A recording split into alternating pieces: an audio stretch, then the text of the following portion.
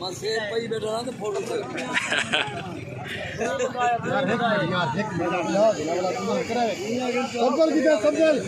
आ जाओ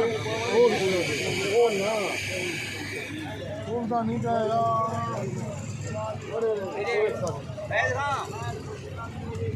बंद कर भाई अंदर टप क्या कौन है ताज एयर कंपनी की तरफों मोहम्मद आसिफ नजीर तरफों एक काफिला वेंदा पे जेड़ा के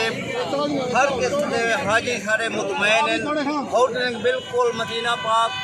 और मक्का पाक के बिल्कुल करीब हैं 200 फुट 250 फुट के होते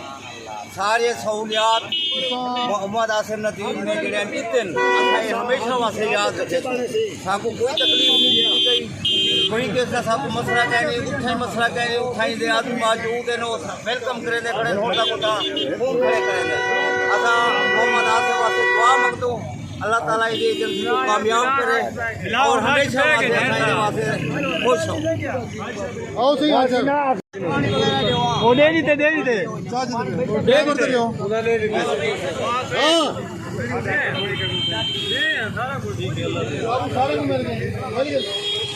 गेट बंद करो जी गेट बंद करो ठीक है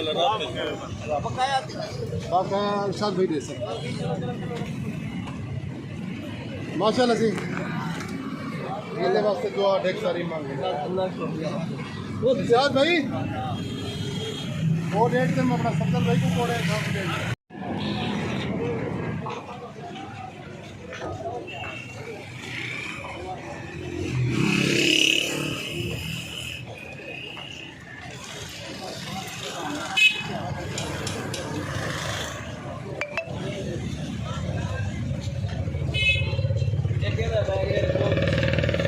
आओ सही आओ उठा पूरे सामने केला बैग है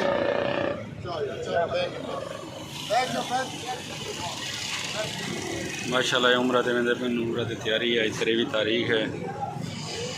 आज सुबह तो पहला ग्रोह वेंदा पे 16 बंदियां दा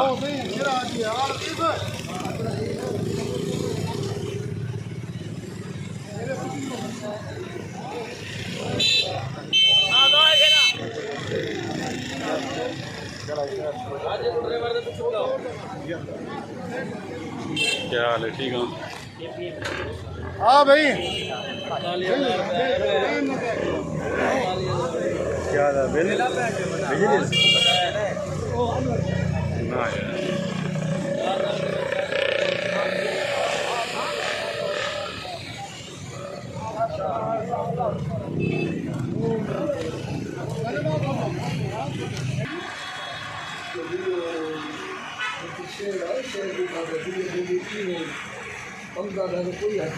सोना सी बेफार्म में कुछ समय बेफार्म में ना देते ये ना ये पासपोर्ट थोड़ी ये रंग देना है दोस्त ये रंग पैड चाहिए तो सब ठीक कर रास्ते कर ले आओ आओ आओ चाचा आओ आओ अच्छा खाली कहीं दस लाख हाथ से पहले जो करेगा मुझे सामने दुकान में जो भी है वैसे कैंसिल नहीं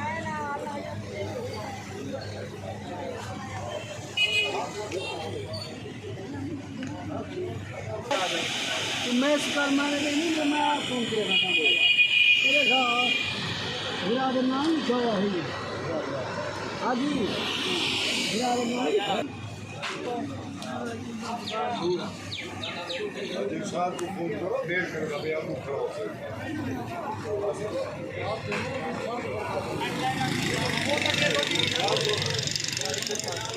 हो